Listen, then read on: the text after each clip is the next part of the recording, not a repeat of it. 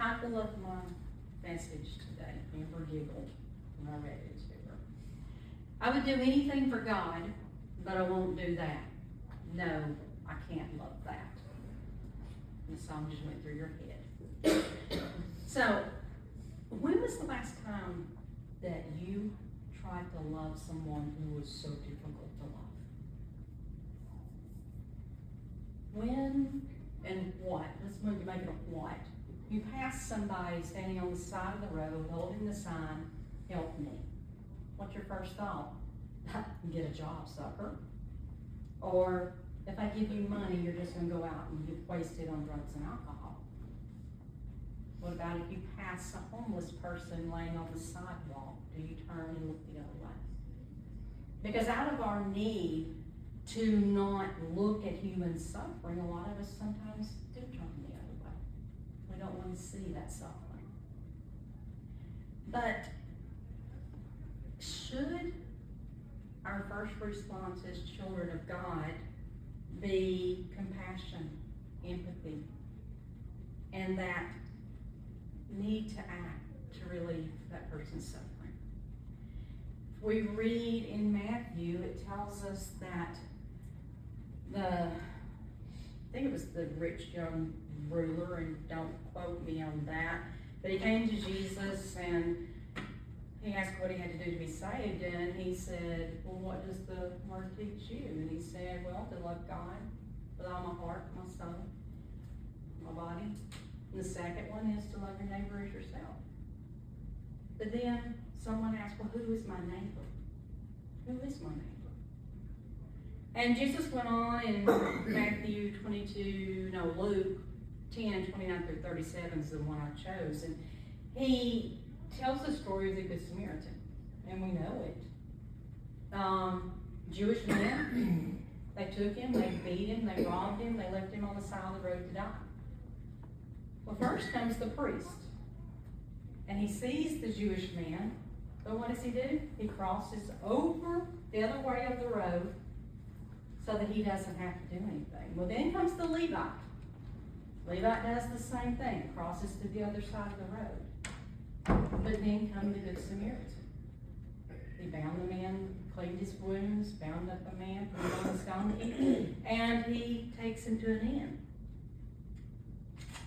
And he gives the innkeeper the money. And he says, if it costs any more, I'll be back to settle up. Well, what was it, the deal with this priest? Why did he cross over to the other side of the road? Could it be that he's like his religious teachings? I mean, he teaches that a priest can't touch anything unclean. If he does, he's unclean. So, crosses to the other side. And he leaves the man dying on the side of the road. Do we not see religious, I can't call them Christians, because Christians mean Christ-like. Do we see religious people in today's time, because of their religious beliefs, saying, I can't love someone of a different sexual orientation. I can't accept this person because they're Muslim. I can't accept this person because they're Buddhist. Go as far as I can't accept that person because they're into witchcraft or Satanism.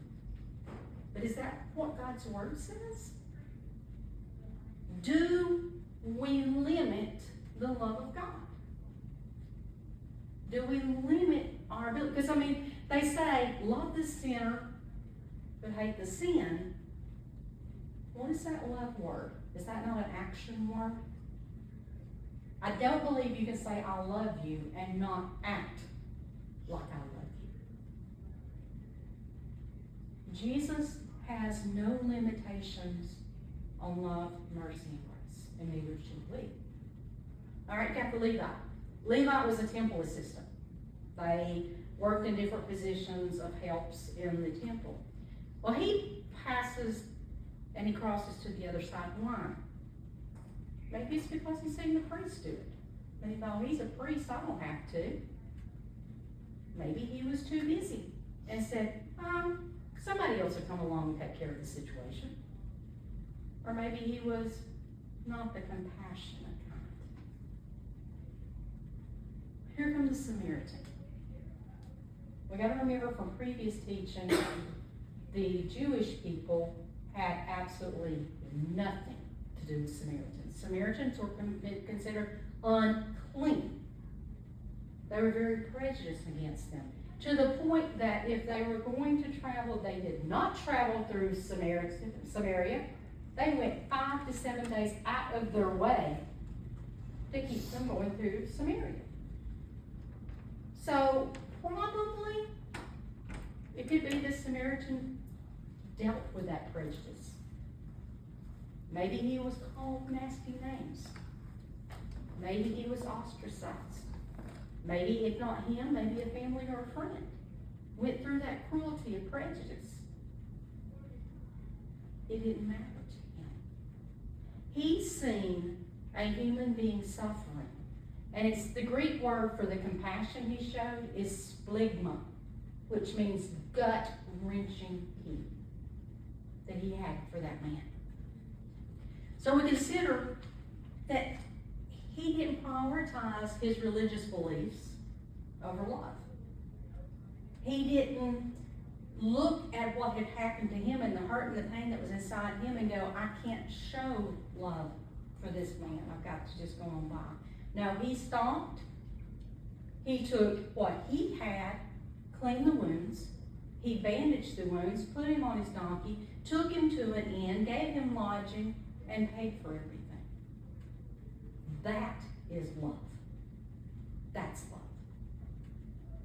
So, let me ask you, if there's an individual in your life who absolutely hates you, and you see them on the side of the road broke down in a car, are you stopping? Or are you going on by? Do you hear that their house burned down? Do you say, hey, I'm going to take part of my savings and pay for a hotel so you can stay there? Or do you just pass on the other side of the road? In John 13:34 through 35, you've heard me quote this verse. And yes, I'm teaching on love again, because let me tell you something, beyond a shadow of a doubt, this ministry is to be built on love.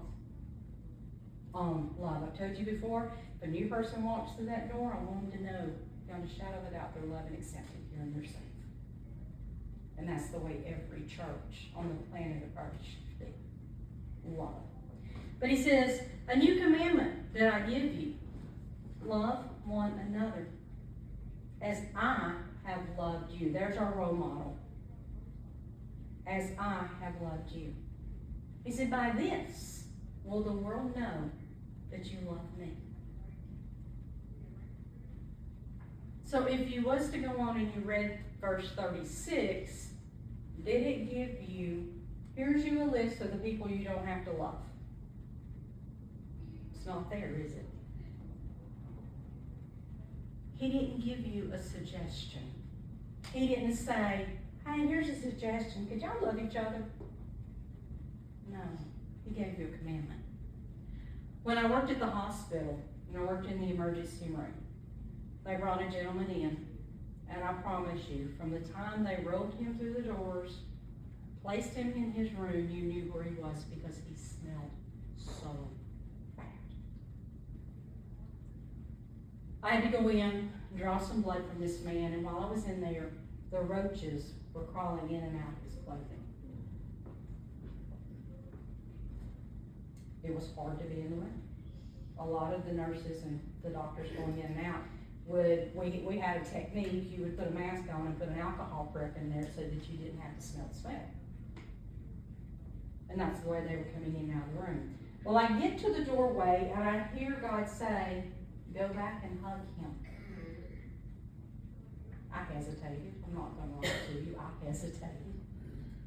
But I turned and I went back and I hugged the man and I thanked God for the lesson I learned that day. Because when I hugged this man, he began to sob.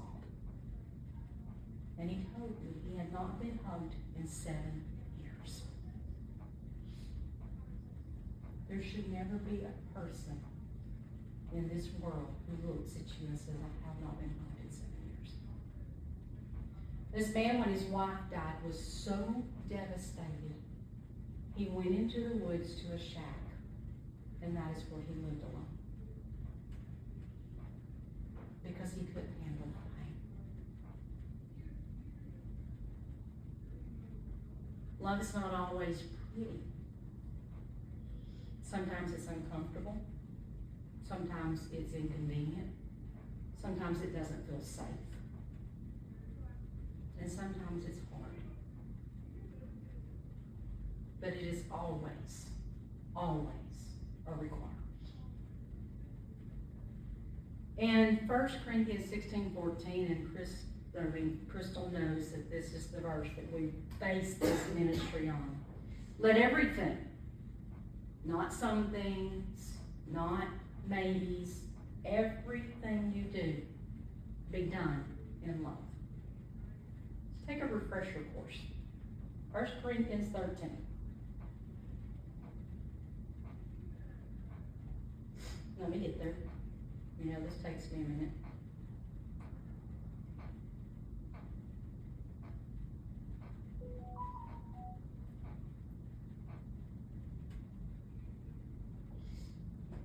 It says, if I were to speak with eloquence in the earth's many languages, and in the heavenly tongues of angels, yet I don't express myself with love, my words would be reduced to the hollow sound of nothing more than a clanging cymbal. If I were to have the gifts of prophecy with profound understanding of God's hidden secrets, and if I possessed unending supernatural knowledge, and I had the greatest gift of faith that would move mountains, but I never learned to love, then I am nothing. If I were to be generous and to give away everything I own to feed the poor, to offer my body to be burned as a martyr, without the motive of love, I would gain nothing of value. Love is large and incredibly patient. Love is gentle, consistently kind to all people. Love refuses to be jealous when a blessing comes to someone else. Love does not brag about one's achievements. Love does not traffic in shame and disrespect. Love is not easily irritated or quick to take offense. Love joyfully celebrates honesty and finds no delight in what is wrong. Love is safe, shelter for other people. It never stops believing the best for others. Love never takes failure as defeat, and it never gives up. Love never stops loving. It extends to everyone. Love remains long after the words of knowledge are forgotten. And it goes on, it says, there are three things that remain: faith, hope, and love. Yet love surpasses them all. So above all else, let love be the beautiful prize for which you run. Verse 8, what did it say? It says, love never stops loving. Love never stops loving. So, then, what do we do when someone is just completely, by our standards, unlovable? What do we do? I mean, we look at Mark 5, 1 through 20. I'm not going to read all 20 verses. So we got where Jesus, he gets on a boat and he travels to another place, another region, and he goes to see one man. One man. And how do we know that? Because in verse 15 it said he sat down and spent time and talked to him.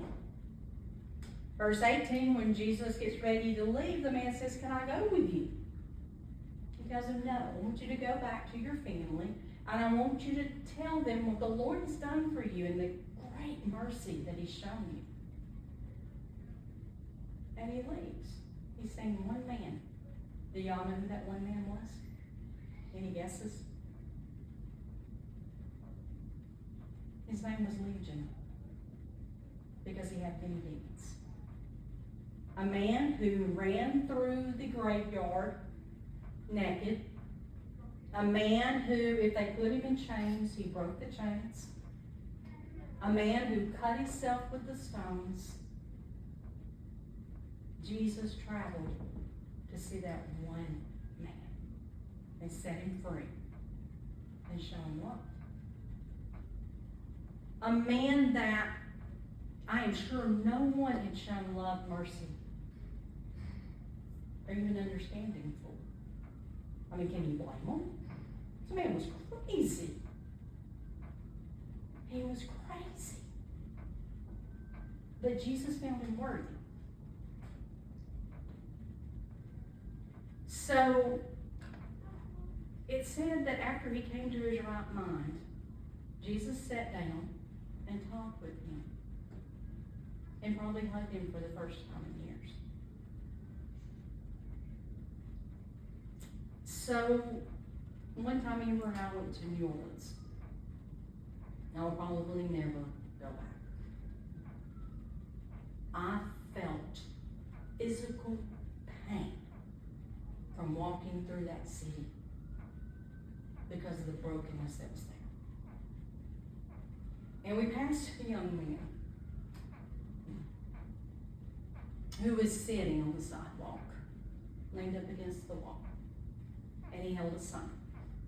And the sign said, ugly, unlovable, unwanted, and forgotten.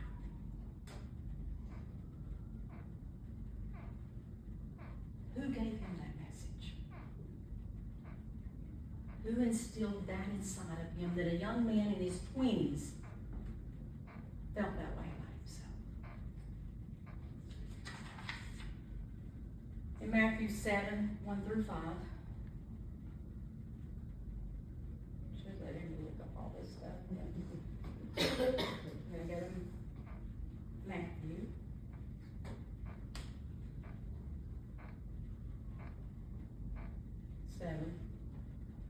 Refuse to be a critic full of bias towards other people, and you will not be judged. For if you judge by the same standards that you judge others, the way you measure them will use back on you to judge you. Why would you focus on the flaws in someone else's life and fail to notice how glaring your own flaws are? How would you say to your friend, let me show you where you're wrong when you're guilty even more? You're being hypocritical and a hypocrite. Acknowledge that you have blind spots and stop dealing with the blind spots of other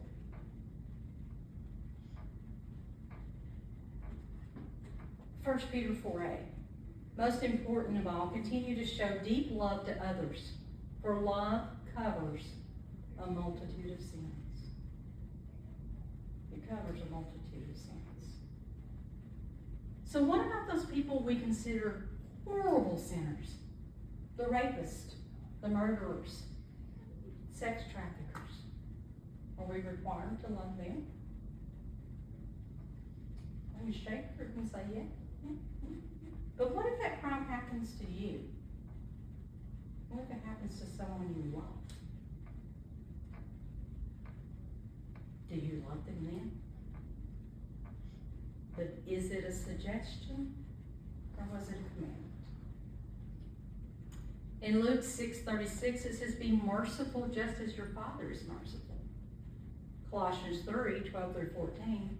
Since God chose you to be the holy people that he loves, you must be clothed with tender-hearted mercy, kindness, humility, gentleness, patience, making allowances for other people's faults, and forgive everyone.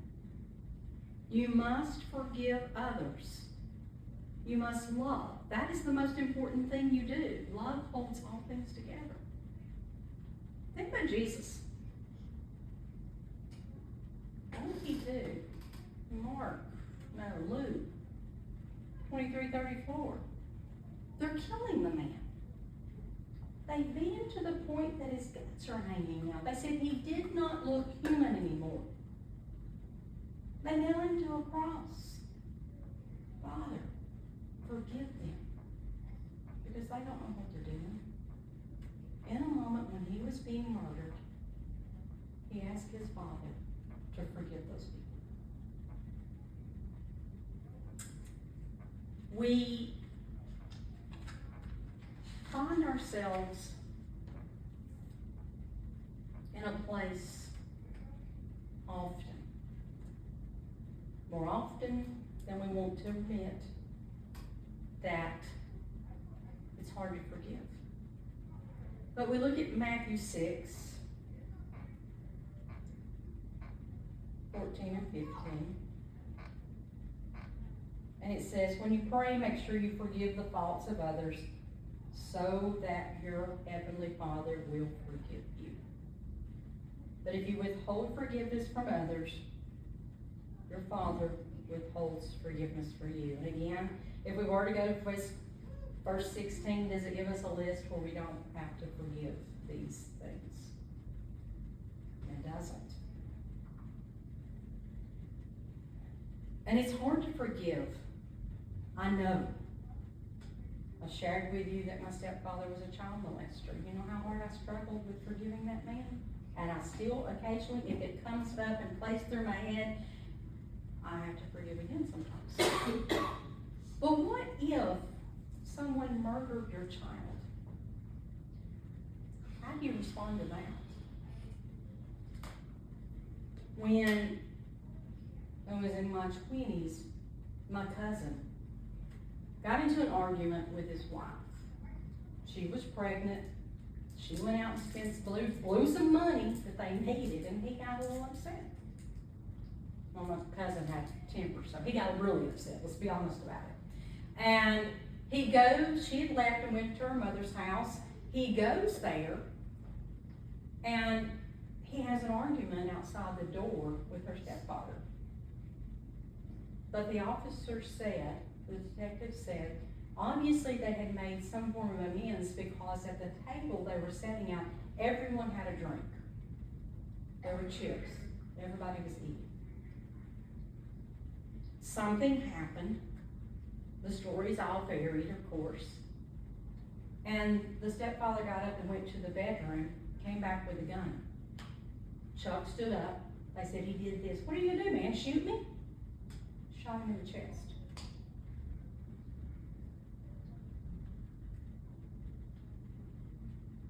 This man never went to prison, because they said Chuck had a horrible temper and he had a right to defend himself, although they were across the room from each other. The baby was born. She was below 5 years old, and this man molested her. And my aunt, who I cherish, Amber knows how much I love my aunt, would have to go to that house and get her granddaughter from a man who murdered her son, and they were dealing with the investigation of this child being molested, and that man stood there dressed in her son's clothing and his shoes. Very protective over my aunt. Do I forgive that man? I see what he done to her.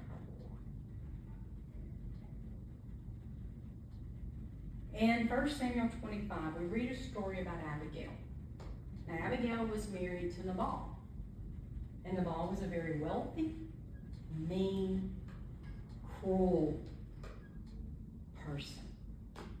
They said he was an evil man. His name even means in Hebrew, wicked fool. They said he was intolerable.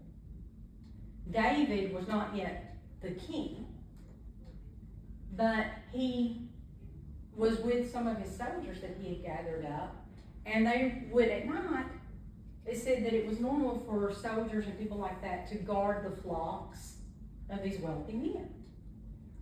And he had been doing this for Nabal. So in biblical times, it was expected for people to be hospitable. I said it for me. Thank you. Couldn't get it out. So David sent one of his soldiers to Nabal, and he said, David's here, he needs food. They said Nabal laughed at him. Now, he was wealthy. He could afford to do it. And he said, who is this David anyway? But everyone had heard of David because Samuel had anointed him to be the next king. Well, David sometimes had a little bit of a temper. We read that throughout the scriptures. And he was going to go kill Nabal, and not only Nabal's men, and his livestock. Well, here's Abigail. Abigail suffered abuse from Nabal. He was a drunkard and was cruel to her. What does she do? She gathers up food and she goes to David and she says, show him mercy. Show him mercy. They said, David said, because you come to me, I will not kill him, his men, or his flock. But he said also because of this act, David did not do a horrible crime. He didn't make this mistake because that would have ruined his reputation as future king. All right. We just talked about criminals. Say there was someone who did, your family suffered a horrible crime. Do you have the God kind of love that you would go to that judge and say, show them mercy?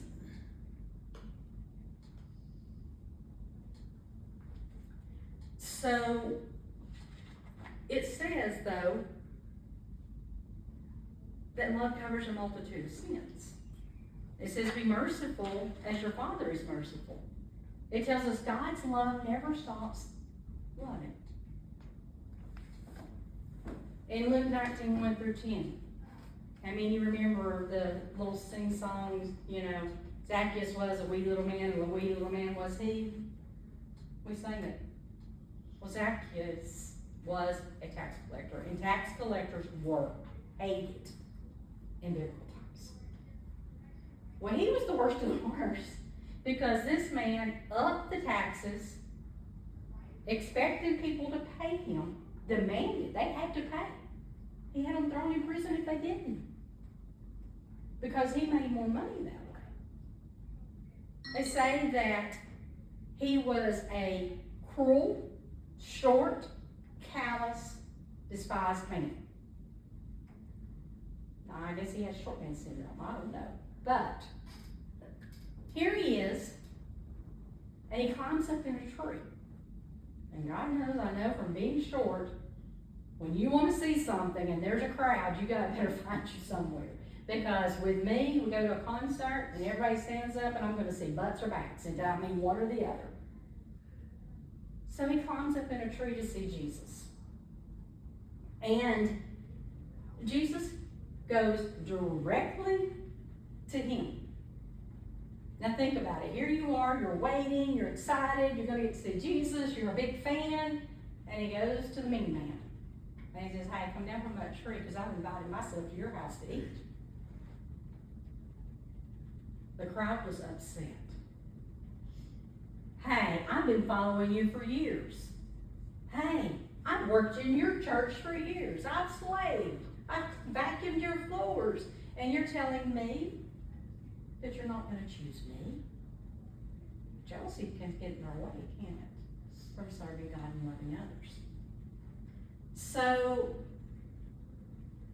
he chose someone that other people hated. He extended love and mercy to someone other people hated. That's the way we're supposed to love. We don't get the right to say who deserves love. Jesus was called a friend of sinners. I mean, he went and he hung with the prostitutes, the adulterers, the tax collectors, the people that the Pharisees and Sadducees went to the disciples and said, what is wrong with this teacher you're hanging with?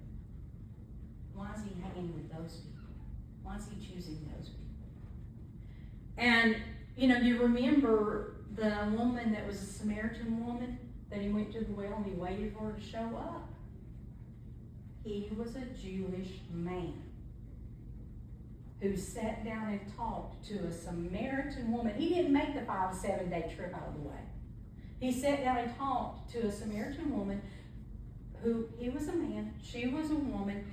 She had 5 husbands, was living with another one. He should not have been there.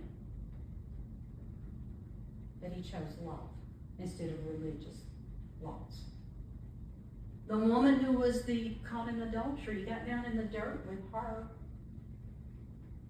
Religious standards said stone her.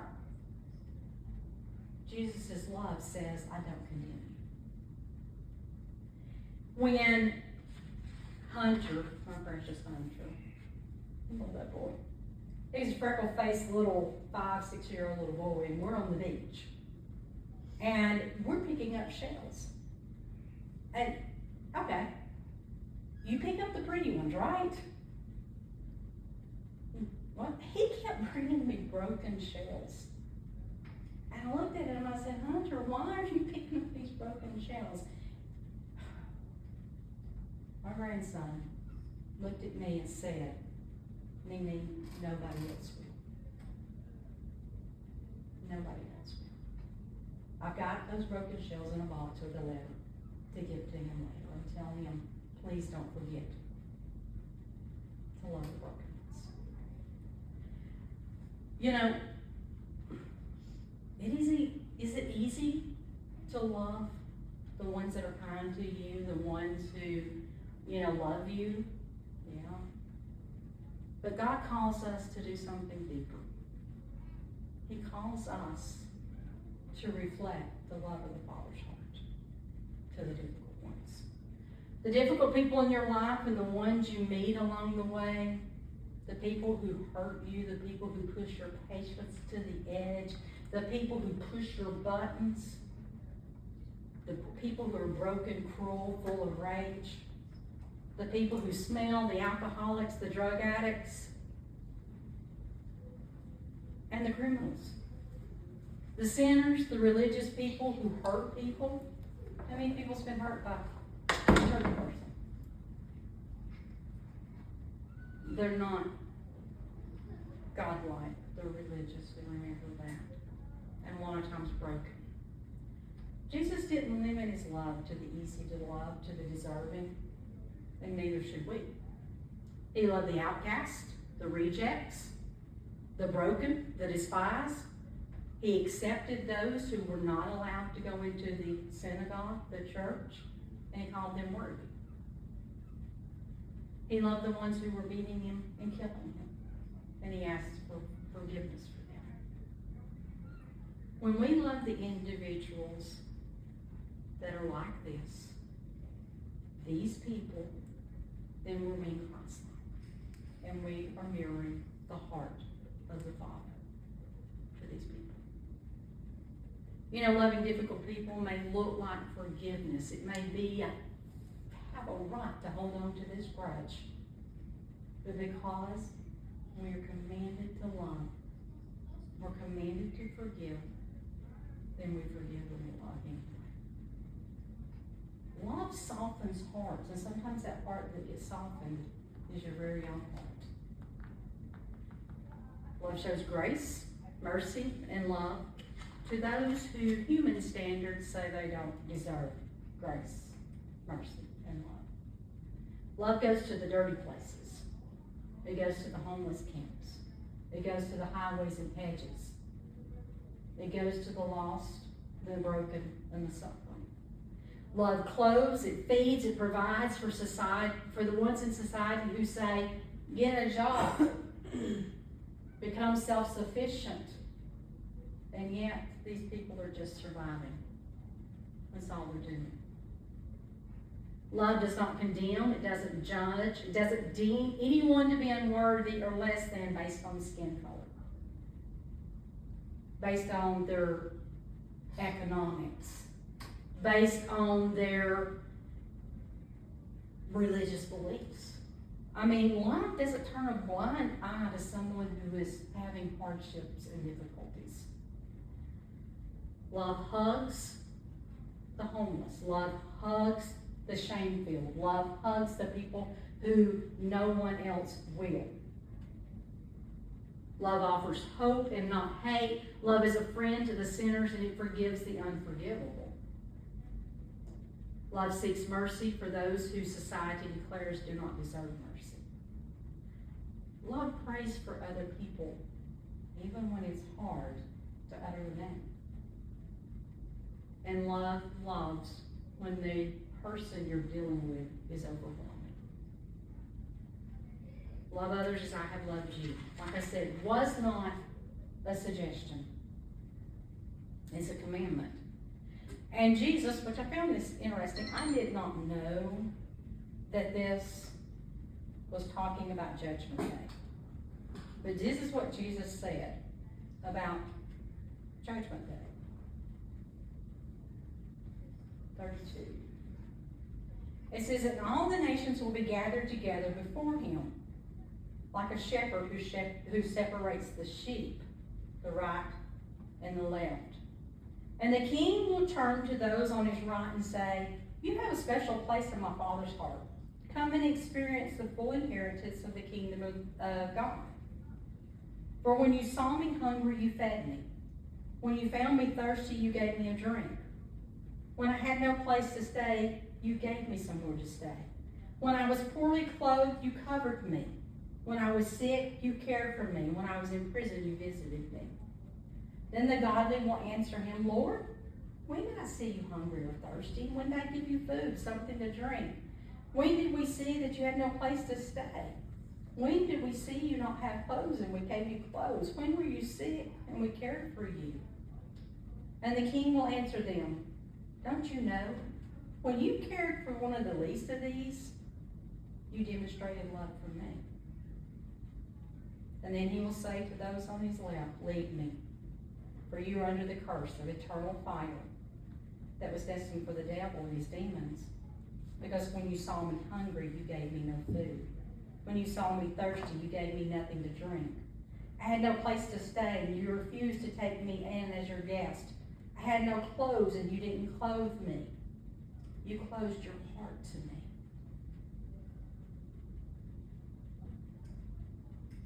So, that's the way Jesus saw eternity. He saw judgment. I believe, possibly when we get there, he's going to say 2 questions. Did you accept me as your Savior, and did you love me? And then the second one will be, did you love those who were difficult? I read about a man that he died. And when he got to heaven, God looked at him and he said, I'm sending you back because you did not learn to love. And you did not show love. They said when this man came back, he was the most loving individual. Because God told him that was what we were supposed to do with our lives.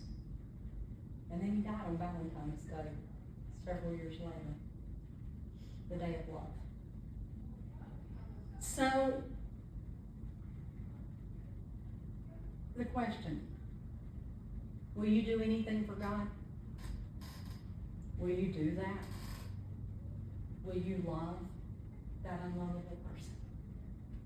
Because it wasn't a suggestion. We have to reflect the Father's heart, especially now.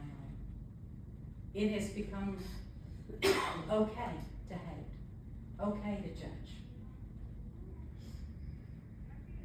By this will all men know that you love me, if